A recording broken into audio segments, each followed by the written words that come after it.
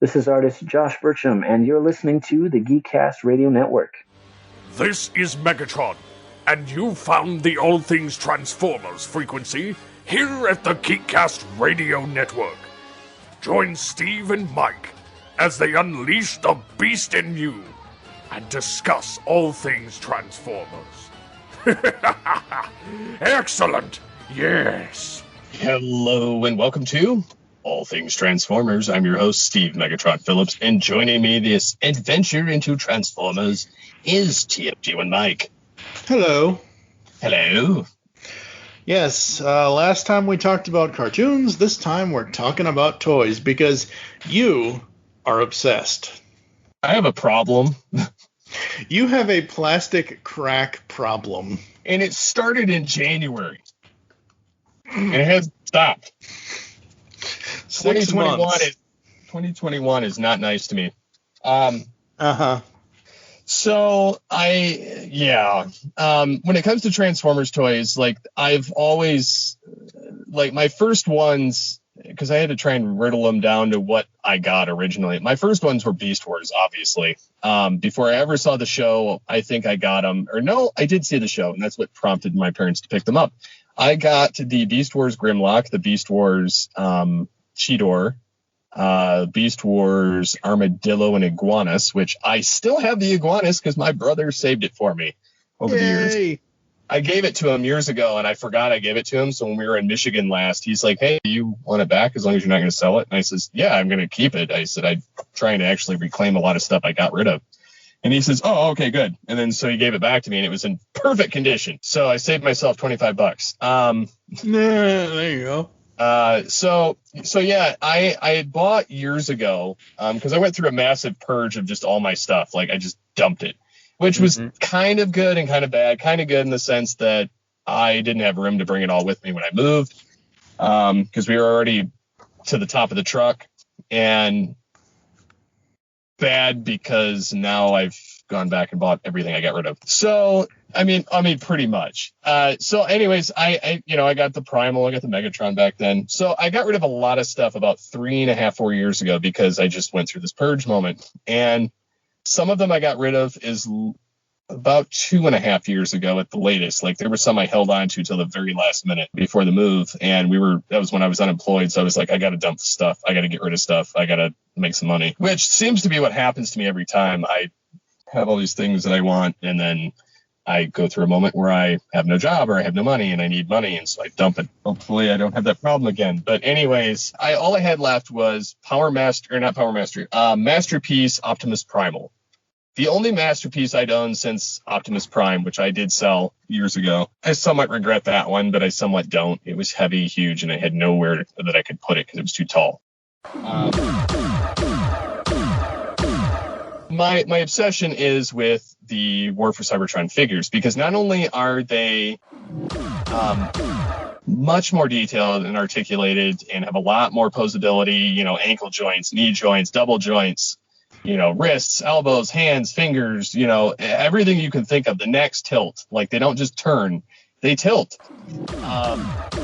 And so, they're even coming with blast effects with stuff now, which never would have happened. I still wait for that stasis pod, but, So anyways, I ended up picking up, and this is where the addiction cracked in. I got Kingdom Megatron. Saw him at the beginning of January.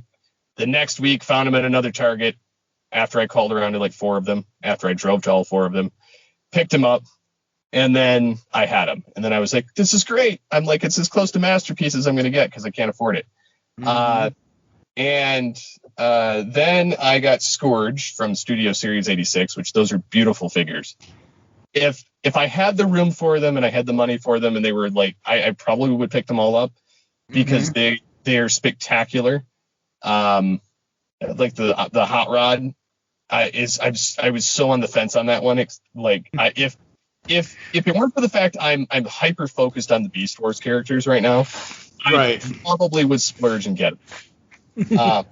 But I do love the fact that Hasbro's making everything with the War for Cybertron line. They started this, and I think somewhat with Power of the Primes, they're making them all in scale, which has never happened.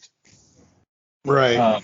So they're making them all in scale. They're all, roughly about the size they would be to everybody. There's a couple of glaring differences when you look at the core size figures. But again, the core size figures are actually about a centimeter shorter than the original basic figures from 25 years ago. Mm-hmm. I put Iguanus next to my Rat Trap, and there's a height difference. But the detail and the articulation on the new stuff is insanely better, although they're still cheap on the paint. Which is where my customizing came in. So anyways, I've picked up the majority of the Beast cast. I've gone back. I have 3 versions of Rat Trap at this point. One of them's Transmetal, one Thrilling 30, and then I have the Kingdom. I have Thrilling 30 Waspinator. I have Optimal Optimus again. I have Masterpiece, Transmetal Optimus Primal. I have, Masterpiece, Dragon Megatron. I have a variety of other characters now, and I have Dinobot, I have Air Razor, I have I'm just waiting on Rhinox and a few others that are coming out this year, and I'm gonna call it good. But yeah, so I mean, it's turned into this weird thing where I'm like, oh, I gotta get them all, I gotta get this, I gotta get this, I gotta get this, when I really don't. It's just it's become that thing that I always wanted it when I was a kid. Mm-hmm. Never get them, and now I'm like, I don't care. Mm-hmm. And see, I'm pretty much the exact opposite. Like, I love the toys. Don't get me wrong. I absolutely do. I love the G1 toys from my childhood.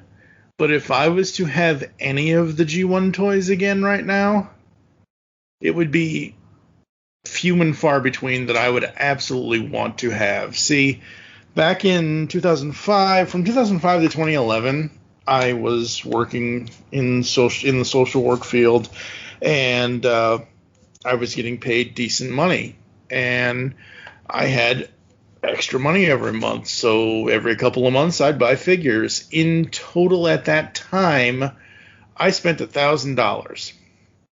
G1 Optimus, G1 Blaster, G1 Soundwave, and a couple other G1 figures that in total, throughout the purchases, like one was 125, one was 300, one was this, one was that. And you got to think, this is back 2005, 2006 when, those things were going. And I don't know what a G1 Optimus goes for on eBay now, and I don't care. I'm not looking at that at this moment.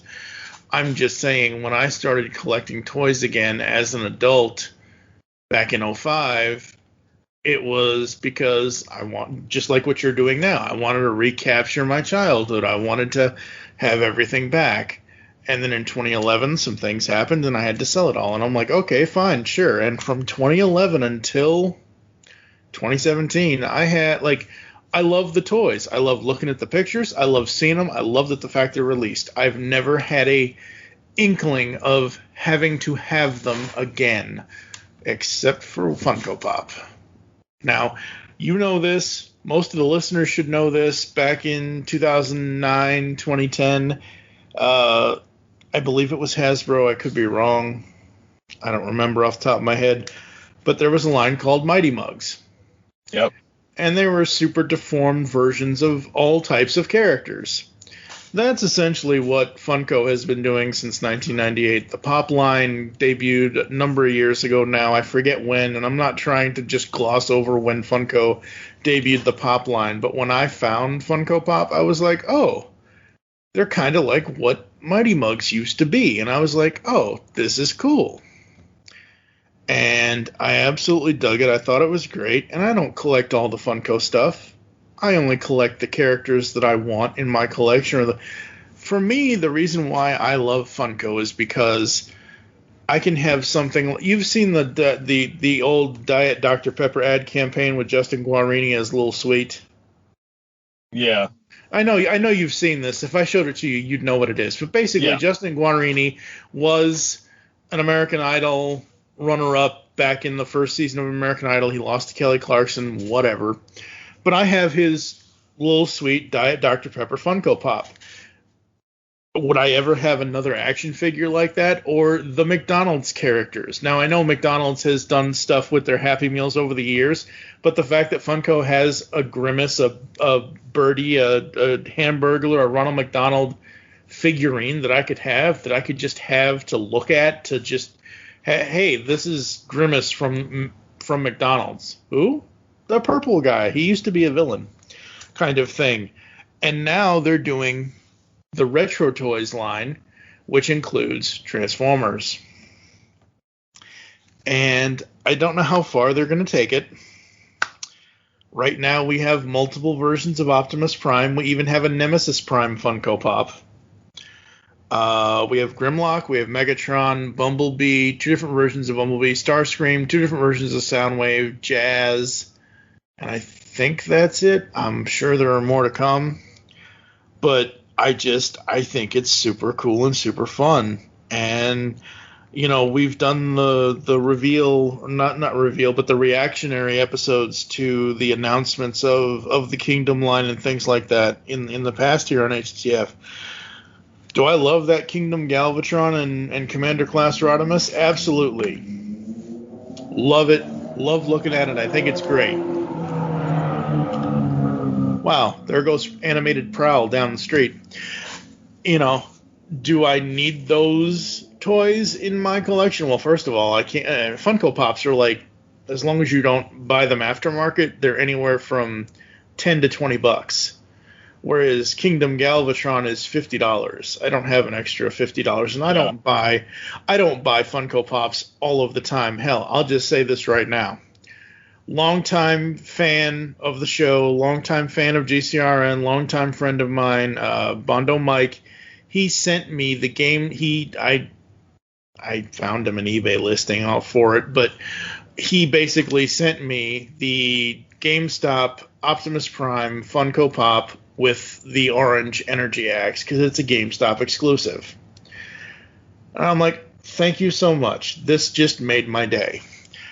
However, this pop, I don't know what they were doing with it. So the Funko Pop Optimus Prime, and I don't know if it's with all of them, but at least I think it is because I think that's the way the mold is. They're trying to mimic the 84 toy. So it looks like, his arms look just like, it has the stickers on it, it has the Autobot symbol on it, it looks just like the old toy was. Except the way Funko Pops are is the heads are always bigger than the bodies. Mm-hmm. Optimus Prime is very, very top heavy. I took him out of the box once today to take pictures, and then he went right back in the box after he fell over onto my little purple Grogu figure that Pia 3D printed for me. I like it. I think it's great. I love that they're doing it. And I love that I have it.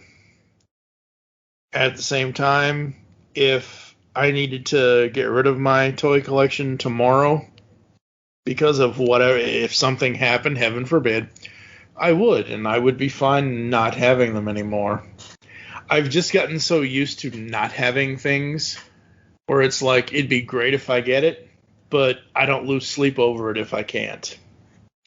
Yeah, see, I try to adopt that mentality, but sometimes it doesn't work. But I think, but I do have a hard cutoff. Like, there are, like, yes, would I like to get my hands on a lot of the War for Cybertron stuff? Certainly. I love the new Ironhide mold. I love the new, there's a lot of new molds that I would just love to get my hands on, but I don't have that extra money. Honestly, probably shouldn't be getting the ones I do, but I'm strictly sticking with like Beast Wars. And to begin with, I was trying to get multiple versions of characters, and I was like, that's not really realistic. I'm going to stick with just getting one version of each character, unless it's like Masterpiece, Megatron, and Optimus. And those were different. I'm still waiting on a Transmetal Megatron, but after I get that, then I'm set as far as the leaders. But like, for instance, they're not going to have a Tarantulas with Kingdom until 2022. Well, I don't like his regular beast form anyway. I like the Transmetal, so I found a Transmetal one, and just got lucky. Like, I just got lucky. Same thing with Rat Trap. Would I love to get a Masterpiece of both of those? Oh, yeah, absolutely. And depending on cost, I probably would. More than likely the Rat Trap over the other, but that's just because Rat Trap, there's still some things to be desired with the figure. Mm-hmm. And his backpack doesn't swivel and flip on his back. I know what's needed, like what kind of a part. I don't know what it's called. Otherwise, I would kit bash it and do it myself. But I can't figure out what it's called to do that work. And so I'm leaving that part alone. But I have repainted it. That was my first one I started repainting. When I repainted the head and the face and part of the legs and the arms and everything, it looked beautiful because it was the Fox Kids. Actually, it was the 10th anniversary reissue of the figures. Right. So it didn't have the problem with the original Transmetals were not only did they have some that had the gold plastic syndrome, which for anybody that doesn't know what that is, look it up on TF Wiki. Basically, it's a certain type of plastic that they were unaware of at the time that they started using. And it uses a particular form of plastic which was very brittle, but they didn't know that until well after. So basically, within a 5-year time period, your toy would be pretty strong. Then it would start to seize up. Yeah. Then it would snap for no apparent reason. Like, even if you weren't even pressing hard on it, it would just snap. And there was no rhyme or reason to it. You could leave it in the box. You could take it out. The only way that you got away from that is Hasbro is the one that did it. If you bought the Takara version, they didn't have the problem. So if you bought like the metals version, which Megatron says Destron on him, is how you can tell there's some slight differences. He doesn't have brittle plastic syndrome. And so therefore, if you buy that version, you're perfectly safe. But if you buy the other one, anything can happen. Well, anything can happen. Either the arms will snap off from the chest, which that is the most common. I had 2 of that Megatron. Both of them did it. Same arm. Or the swivel joint that's on the waist, where the tail flips and where the rest of it does its thing, it will snap. Like the swivel joint that attaches the top part of the torso to the legs will snap, and it will break. And so that's the other option that you have with the Hasbro version. And there's many issues with the Hasbro stuff compared to Takara. Although when they went in 2017 for the Power of the Primes, they went with an aligned thing where Hasbro and Takara now do all of their R&D together. So there is no Takara version. They're all the same version. Right. So you get a little bit of the best of both worlds. You get a little bit better paint decos in some regards than what Hasbro would do, although some areas they're still lazy. Specifically the beasts. There's aspects about that I'll get into in another episode about customizing. But the detail, like the physical detail that's there that Takara was known for is there, but Hasbro is cheaped out on some of the parts easily. You can tell when you're touching them. But I've enjoyed what we've gotten out of the line. And so, matter of fact, as of this recording, I found somebody on eBay that was selling a Transmetal Megatron, and it was snapped at the waist, but has everything else intact perfectly. It's snapped at the waist, which means there's one of 2 options with it if you get it. Either A, you glue his waist and it fixes the problem, but he can never transform. I'm going to try another attempt because I only spent $10. There you go. And that never happens. The No, it broken ones doesn't. always go for 30. Yeah. Always. Yeah. So I've been looking because like I can get an intact Megatron Transmetal for as low as like 60, but I don't want to spend that when the likelihood of a third-party Transmetal Masterpiece version is going to come in the next year or 2.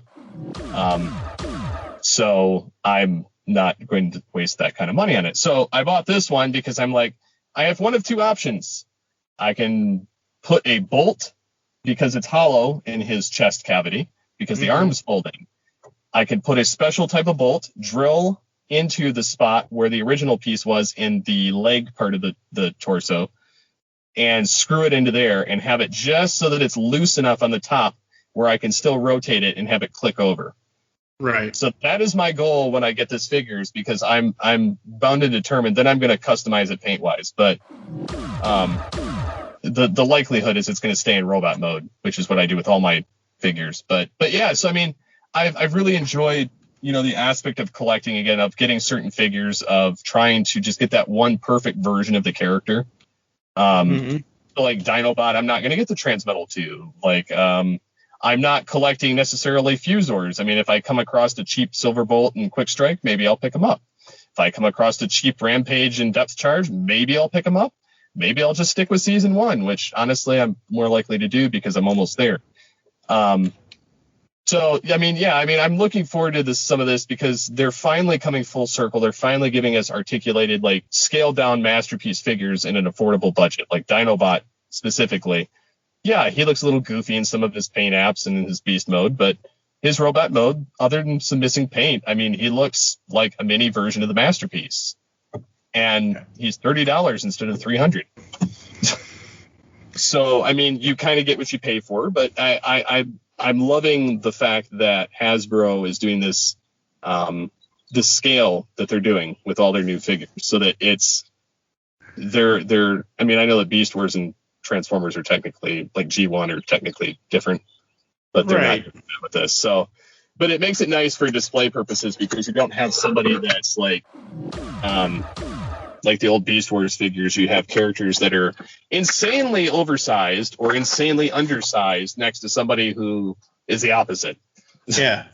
Yeah, this whole one scale fits all type of thing where they, have a commander class Rodimus or a leader class Galvatron or whatever other class of whatever smaller but at least they all look good every picture I've seen of people getting these Kingdom figures or getting the Studio 86 figures, every picture I've seen people post that has them all kind of together, they all look really, really good together. There really isn't any that are like, oh, he shouldn't be that short, or he shouldn't be that tall, or he shouldn't be that skinny or fat or whatever kind of thing. As I proposed the question last time when we talked about cartoons, I'll say it again now with toys. For the listeners, tell us your toy collecting habits and tell us about how you like having your toys. Also, this is going to tie into the fact that, ladies and gentlemen, the rebirth of ToyCast is coming June 11th, 2021. That's right, episode 100 of ToyCast is coming, and then we head into a whole new era, and boy, do we have some fun stuff planned for you guys. So yeah, that's my pitch for ToyCast, and yes, toy collecting, it's fun, it's stressful, shouldn't be, but it is. Well, it's gotten more stressful because you have scalpers. Yeah, that's a whole other discussion. That and there's no supply. I went into Walmart the other day. They still have like 3 or 4 Cyberverse Bumblebee figures on the shelf and nothing else. And they had everywhere I go, they have Cyberverse like still pretty stocked. It's the rest of them that are like you're hard pressed to find Kingdom. If you want Siege or you want Earthrise, you can still find those, or you can find the reissue Headmasters or the RED line. But everything else is pretty hard pressed to find. The RED line, I don't mind. I think that's kind of cool. I don't mind that, but I'm saying like as far as like finding Kingdom or any of the new figures. If you don't catch them the week that they come out, you will not see them again for 3 months. Yeah, you're absolutely screwed. Yep. What do we got coming up next? We're going to talk about comics on the show as we head toward our 200th episode in version 3 of All Things Transformers. Anyway, it's actually. It's all things Transformers. So that number is calculating back to the very first episode of the version 1.0. So there is no 3.0. That's why it's all on that aligned continuity. So basically what he's saying, folks, is till all are gone. Yep. All right. You got any final words for us, Megatron, before we get the heck out of here? No, but stop scalping my toys. I mean, you need a haircut. I mean, it was 2020. You never know. Where's my masterpiece? At the store somewhere. Not yet. Transform and transcend, and we'll catch you next time here on All Things Transformers.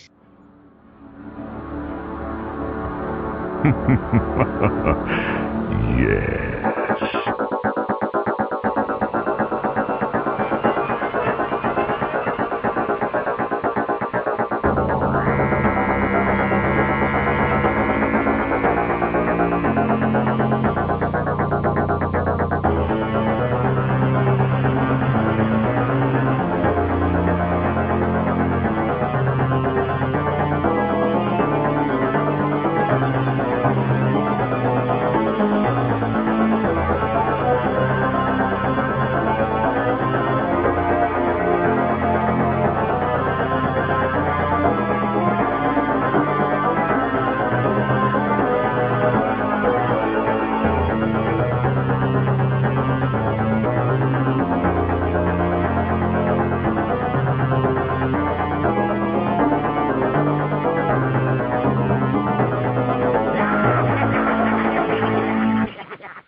I wish to speak to my lawyer.